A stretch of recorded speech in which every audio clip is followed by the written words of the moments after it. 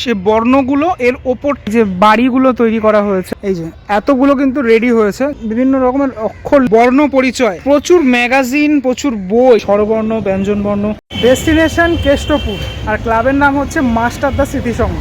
একদম কেষ্টপুর বাস স্ট্যান্ডে নেমেই একদম সোজা চলে আসলেই দেখতে পাওয়া যায় মাস্টারদা স্মৃতিসংঘ। এটা হচ্ছে ক্লাবটা, মাস্টারদা স্মৃতিসংঘের। এবছরের যে ব্যানার, সে ব্যানার দুর্গাপুজোর যে ব্যানার, কয়েকদিন আগেই এই ব্যানার উন্মোচন হয়েছে, আমিও এসেছিলাম। তো সভ্যতার রক্ষা কবচ দুর্গোৎসব 2024 মাস্টারদা স্মৃতিসংঘ। এবছরের টোটাল পরিকল্পক মানস রায় এবং প্রতিমা শিল্পী সনাতন পাল। অর্থাৎ এই সনাতন পাল প্রতিমা আমরা অনেক জায়গায় দেখে থাকি, ভীষণ সুন্দর হয়। তাহলে চলো, এই যে রাস্তা, এই রাস্তা ধরে সোজা চলে গেলেই দেখতে পাওয়া যায় এই পুজোটা। এই হলো মণ্ডপের যে এরিয়া, সেটা এটাই খালটা, যে কেষ্টপুর খালটা এই পাড়েই, ঠিক আছে, খালের এই পাড়েই তোমরা আসলে মণ্ডপটা দেখতে পারবে। চলো ভিতরটা যাওয়া যাক, বাইরে তো এরকম করে ঢাকা রয়েছে, ভিতরটা যাওয়া যাক। আচ্ছা, প্যান্ডেলটাতে তো ঢুকলাম, ঢোকার মানে একদম মুমেন্টে একদম যে ঢুকবো আমরা, তাতে দেখতে পাচ্ছি এরকম কিছু বাঁশের, আপাতত বাঁশেরই এখানে দেখা যাচ্ছে। এবং মেন এটা গেটটা, ঠিক আছে। এবার গেট থেকে ঢোকার পরেই এই যে হোয়াইট কালারের যে বিল্ডিংটা দেখতে পাচ্ছি, একটা বিশাল হোয়াইট কালারের বিল্ডিং রয়েছে, এটা অ্যাকচুয়ালি একটা স্কুল, ঠিক আছে। সেটা একটা স্কুল, একটা টোটালটা স্কুল তৈরি হচ্ছে। এই এবার স্কুলের ভিতরে আমরা আস্তে আস্তে প্রবেশ তো করবই। এই জায়গাটাতে একটা এরকম গোল রকম কিছু রয়েছে, যেটা মণ্ডপের ভিতরের অংশটাতে বা এই টোটাল এই অংশটাতে ইনস্টল হবে, কোনো একটা জায়গায় ইনস্টল হবে। আমি প্রথমে ভাবছিলাম এখানে কি জলের কোনো কাজ হবে, জল থাকবে, না সেটা নয়, এটা একটা এরকম চাকতি মতো বানানো হয়েছে, সেটা ইনস্টল হবে। এবার একটুখানি সামনের দিকে যদি আমি এগিয়ে যাই, দেখতে পাবো বিশাল আকারের একটা এরকম মুখমণ্ডল রয়েছে, যেটা পুরোপুরি ফাইবার ওয়ার্ক। এটার ওপরে কিভাবে সাজানো হবে বলি, এর মধ্যে ওয়ার্ড থাকবে, ওয়ার্ড অর্থাৎ বর্ণ, সে বর্ণগুলো এর ওপরটাতে থাকবে, এইভাবে পুরোপুরি অংশটা সেজে উঠবে মুখের ওপরটা। অ্যাকচুয়ালি ব্যাপারটা কি, সভ্যতার রক্ষা কবচ। সভ্যতার রক্ষা কবচ অ্যাকচুয়ালি কি, যে কোনো সভ্যতা সেটা আমাদের পরিবার বা বাড়ি থেকে যেরকম শুরু হয়, হ্যাঁ, বাড়ির মা বাবার পরিবেশ বা মা বাবা একটা মানুষকে গড়ে উঠতে যেরকম সাহায্য করে, এটা তার যেহেতু সিস্টেম, সেহেতু তার সাথে সাথে একটা মানুষ গড়ে ওঠার সঙ্গে সঙ্গে, বড় হওয়ার সঙ্গে সঙ্গে বইয়ের একটা ভূমিকা থাকে। সেখানে কিন্তু এখানে কিন্তু এই জিনিসটাই টোটালটা বোঝানো হবে।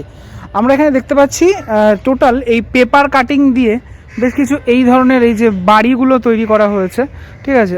এবং এরকম বিভিন্ন রকমের কালার দিয়ে, এই কালারের যে তোমার প্লাস্টিক, সেই প্লাস্টিক রয়েছে, হ্যাঁ, আপাতত পুরো অংশটা জুড়েই এরকমটা রয়েছে।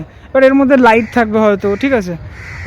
এই দিকের অংশগুলো তো অনেক কিছু আমি দেখছি, ঠিক আছে। এই তোমার শুধু এইগুলো নয়, এই হলুদ রঙের যেগুলো, সেগুলো কী বলো তো, ওই যে প্ল্যাকার্ডগুলো থাকে, সেগুলো যেগুলো দিয়ে বানায়, সেগুলো রয়েছে। দেখো, কাছ থেকে দেখালে বুঝতে পারবে বইয়ের যে পাতা, সে বইয়ের পাতাগুলো এখানে রয়েছে, খবরের কাগজও তো রয়েছেই। সাথে সাথে এই ধরনের বেশ কিছু মানুষের যে মডেল, সে মডেলগুলো থাকছে, অনেকগুলো মানুষের মডেল এখানে আমি দেখতে পাচ্ছি। সে মডেলগুলো বিভিন্ন অংশে, যেটা পুরো ফাইবারের এই কাজগুলো, মণ্ডপের বিভিন্ন অংশে এগুলো দেখা যাবে। একটুখানি দেখাই ওয়াইডলি ব্যাপারটা, দেখো ভালো করে। এই যে এতগুলো কিন্তু রেডি হয়েছে, যেগুলো বিভিন্ন অংশে ইনস্টল হবে, অনেকগুলোই রয়েছে। এইগুলোর মধ্যে, এগুলোর ওপরে এই তোমার পেপারগুলো লাগানো হচ্ছে, সংবাদপত্রগুলো সেগুলো লাগানো হচ্ছে, লাগিয়ে তারপর ব্যাপারটা দাঁড়াচ্ছে ঠিক এরকমটা।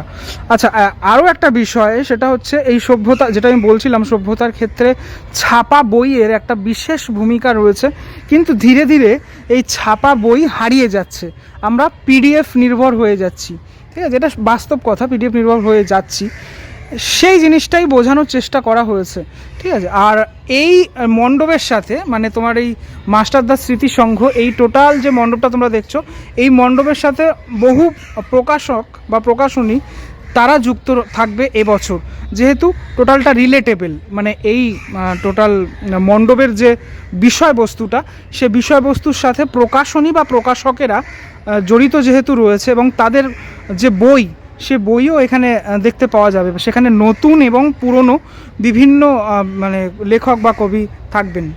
এই জায়গাটাতে এরকম একটা কিছু করা হয়েছে, এরকম এই টিলা টাইপের বা এরকম ঘরের ওপরে যেরকমটা থাকে, সেরকমই কিছু একটা করা, যেটা কোথায় থাকে দেখার বিষয় এখন। এই সমস্ত স্তম্ভগুলো, সেই স্তম্ভগুলো এরকমভাবে তোমার করা, ঠিক আছে, পেপার কাটিং দিয়ে এরকম পুরোপুরি মুড়িয়ে ফেলা হয়েছে। এই যে জায়গাটাতে মাতৃ প্রতিমা থাকবে, মাতৃ প্রতিমার এই জায়গাটা এই মুহূর্তে আমি যেটা দেখতে পাচ্ছি ওই বক্স বক্স বক্স বক্স করা, এখানে কিছু ইনস্টল মেবি থাকবে। এবং এইগুলো কী জিনিস আমি ঠিক বুঝলাম না, এগুলো কোথায় থাকবে সেটা দেখার বিষয় এখন।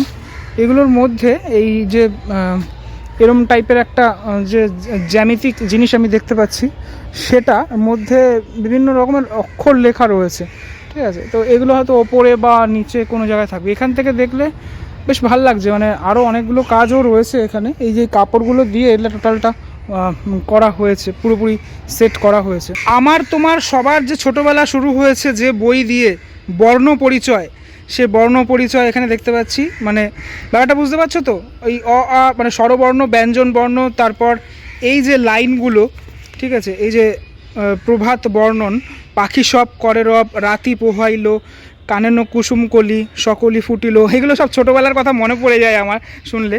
তো এই টোটাল ব্যাপারটা, মানে ছাপা বই কোথাও না কোথাও হারিয়ে যাচ্ছে, কিন্তু ছাপা বই প্রয়োজন বা দরকার, সেই মেসেজটাই দেওয়ার চেষ্টা এবছর এই টোটাল মণ্ডপে। এই অক্ষরগুলোকে, বর্ণগুলোকে এখানে সব আলাদা আলাদা করে এরকম করে মানে সাঁটানো হয়েছে দেখতে পাচ্ছি।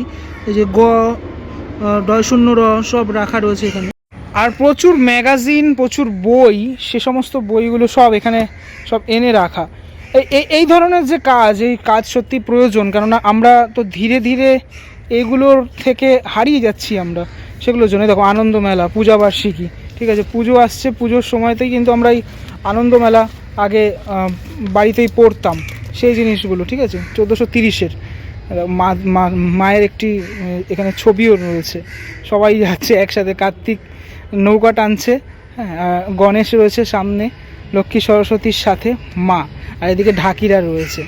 সুতরাং মণ্ডপের ওভারঅল পোর্শন এইভাবে সাজছে, এবং মাতৃ প্রতিমা ঠিক যেইভাবে মানে থাকবে, যেখানে থাকবে সেটা এরকম গোলাকার, মানে এই যে প্যাসেজটা করা, এই যে ডায়াসটা করা, সেটা এরকম গোল, টোটালটা গোল। আর এটা তো দেখালামই, এটা কেমনভাবে থাকবে এই জায়গাটা সেটা।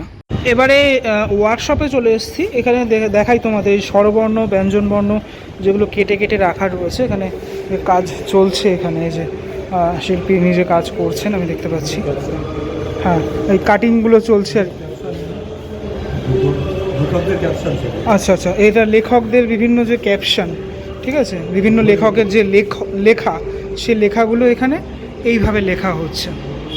আচ্ছা, এখানে বেশ কিছু মৌমাছি তৈরি হচ্ছে, একটা মৌচাকও থাকবে আমি শুনলাম, সেই মৌচাকের জন্য মৌমাছি তৈরি হচ্ছে, ঠিক আছে। এই মৌমাছিগুলো রং হবে সব তোমার ওই মানে তোমার সব কাগজ দিয়ে কিন্তু এগুলো বানানো, হ্যাঁ, এইদিকে দেখাই তোমাদের, এগুলো সব এরকম শুকাতে রাখা রয়েছে মৌমাছিগুলো।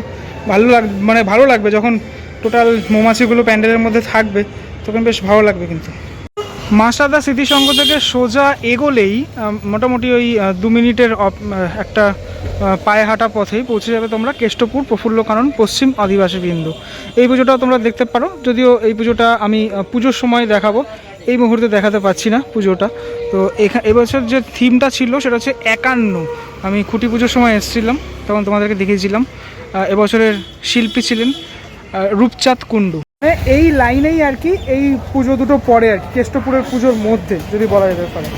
যাই হোক, এই ভিডিওটার মধ্যে তোমাদেরকে দেখালাম এবং একটা রুট গাইডও কেষ্টপুরের বলা যেতে পারে বললাম আমি, কীভাবে তোমরা আসবে এবং কোন কোন প্যান্ডেল দুটো দেখবে। কেমনটা লাগলো সেটা আমাকে অবশ্যই জানিও। পরবর্তী ব্লগে দেখা হচ্ছে খুব শিগগিরই, ততক্ষণের জন্য বিরতি নেবো। ভালো থেকো, টাটা।